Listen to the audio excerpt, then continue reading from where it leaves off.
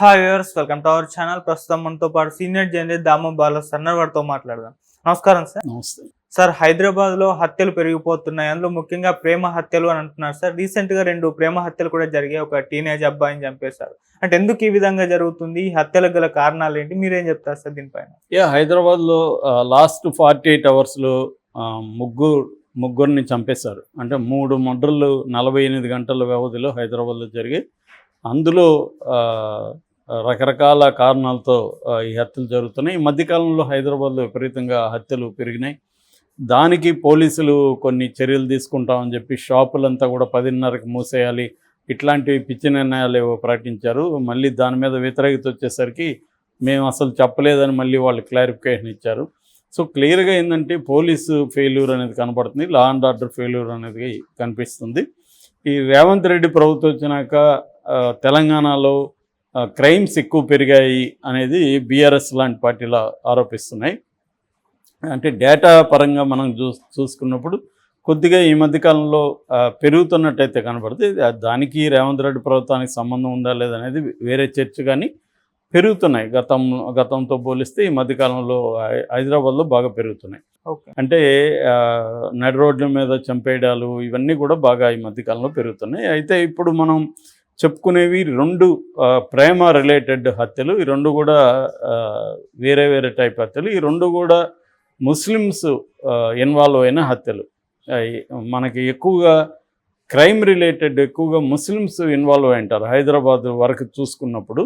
ఎందుకంటే వాళ్ళు చిన్న స్థాయి జాబ్స్ అవన్నీ చేసుకుంటున్నాడు, ఇంకా హైలీ ఎడ్యుకేటెడ్లోకి రాకపోవడం, ఇటు రకరకాల వెనకబడతాం కావచ్చు, రకరకాల కారణాలతో ఎక్కువగా మనకి ముస్లిం పాపులేషన్ ఇన్వాల్వ్మెంట్ కనిపిస్తూ ఉంటుంది. ఈ 2 హత్యలు కూడా ముస్లిమ్స్ ఇన్వాల్వ్ అయిన హత్యలు. ముందుగా మనం చెప్పుకోవాల్సింది ఒక మైనర్ అబ్బాయి, 17 ఇయర్స్ అబ్బాయి. ఆ అబ్బాయిని హత్య చేశారు. అది అతి దారుణంగా హత్య చేశారు. అది ఏంటంటే అహ్మద్ అని మోసాపేట సర్కిల్లో సఫ్దర్ నగర్లో ఉంటాడు. ఆయనకు ఒక కూతురు, ఒక కొడుకు 17 ఏళ్ళు. ఆ అబ్బాయి పేరు దానిష్. సో ఈ దానిష్ అనే అబ్బాయి మాస్టర్స్ జూనియర్ కాలేజీలో ఇంటర్మీడియట్ చదువుతున్నాడు. అయితే ఇతనికి చాలామంది ఫ్రెండ్ సర్కిల్ ఉన్నారు. అందులో ఒక అబ్బాయి, వీళ్ళ పేర్లంతా కూడా మనకి మీడియాకి పోలీసులు చెప్పలేదు.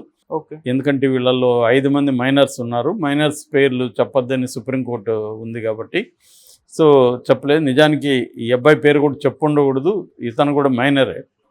సో ఏదేమైనా ఇది దానిష్ అని, నేను అందుకని పూర్తి పేరు చెప్పలేదు, దానిష్ అని మాత్రం చెప్పాను. సో ఈ అబ్బాయి ఒక సఫ్దర్ నగర్లో ఉండే ఒక రౌడీ షీటర్ కొడుకుతో ఫ్రెండ్షిప్ ఉంది. వీళ్ళంతా బ్యాచ్మేట్స్.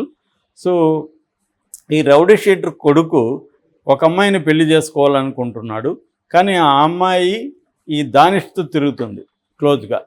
మామూలుగా చాలాసార్లు చెప్పుకున్నాం, ఇవాళ అమ్మాయిలు ఒకే అబ్బాయిలతో తిరగట్లేదు, ఒకేసారి వాళ్ళు మల్టీ ట్రాక్స్లో ఉంటున్నారు. అంటే 2-3 అబ్బాయిలతో కూడా వాళ్ళు క్లోజ్గా ఉండడం అది జరుగుతుంది. అంటే నువ్వు నేను అన్నట్టుగా సినిమాల్లో మాత్రమే లవ్ ఉంటుంది తప్ప రియల్గా నాకు అందుకనే లవ్ స్టోరీలు చూస్తూ ఉంటే నవ్వు వస్తూ ఉంటుంది. వీళ్ళిద్దరే ప్రేమించుకుంటున్నారా, ఈ అమ్మాయి ఇంకొకరిని ప్రేమించదా, ఆ అబ్బాయి ఇంకొకరిని ప్రేమించడా అనిపిస్తూ ఉంటుంది. ఎందుకంటే రియల్ లైఫ్లో అలా ఉంది మనకి. ఎక్కడ ఒకరిని ప్రేమించుకోవడం అనే కాన్సెప్ట్ సినిమాలో తప్ప రియల్ లైఫ్లో కనబడదు. అలాగే ఈ అమ్మాయి కూడా ఈ అబ్బాయితో క్లోజ్గా ఉంది, దానిష్తో.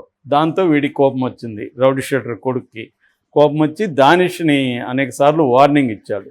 రీసెంట్గా కూడా వార్నింగ్ ఇచ్చాడు, నువ్వు కానీ నా గర్ల్ ఫ్రెండ్తో తిరిగామంటే నేను చంపేస్తానని వార్నింగ్ ఇచ్చాడు.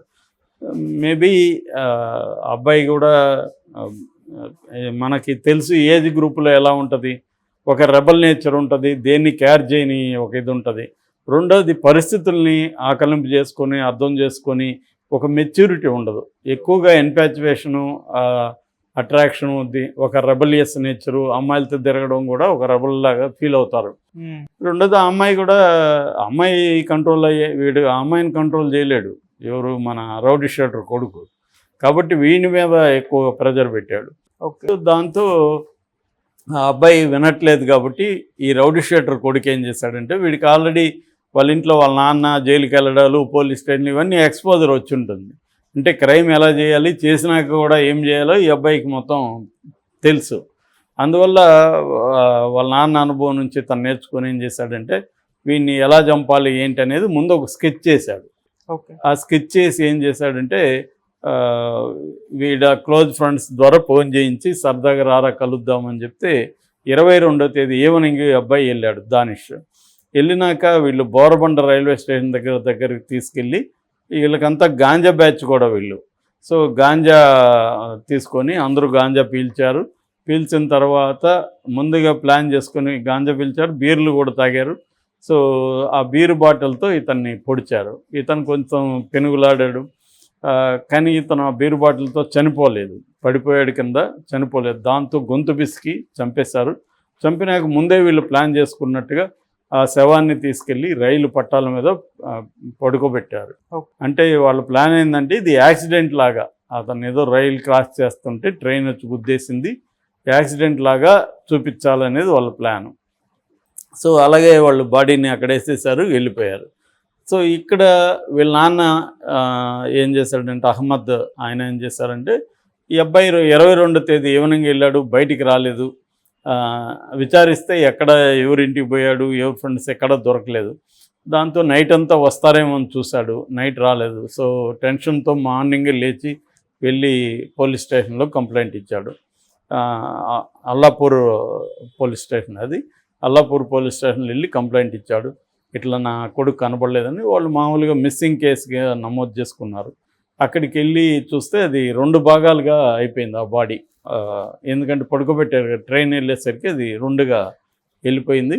దాంతో వాళ్ళకి ఇన్ఫార్మ్ చేశారు మిస్సింగ్ కేసు ఉన్నది, ఈ ఫోటో కానీ పోలికలంతా దగ్గరగా ఉన్నాయని చెప్పి వాళ్ళకి ఇన్ఫార్మ్ చేస్తే తండ్రి, తల్లి, వాళ్ళ సిస్టరు వాళ్ళందరూ వచ్చి చూస్తే ఈ అబ్బాయి. వాళ్ళు ఇంకా బోరున విలిపించారు. ఇలాగా అంటే సరే వీళ్ళు హత్య కేసు కింద నమోదు చేసుకున్నారు. సరే ఎవరు చంపుంటారు అంటే వీళ్ళు చెప్పారు, గతంలో ఇలాగా రౌడీ షీటర్ కొడుకు మా కొడుకుని బెదిరించాడు, అతని మీద మాకు డౌట్ ఉంది అని చెప్పారు. దాంతో వీళ్ళు ఆ రైల్వే స్టేషన్ దగ్గర సెల్ టవర్లో ఏ ఫోన్లు రిజిస్టర్ అయ్యాయి అవన్నీ నెంబర్స్ చెక్ చేశారు. సో అందులో ఈ రౌడీ షీటర్ ఫోన్ కూడా ఉంది. దాంతో అతను పట్టుకున్నారు.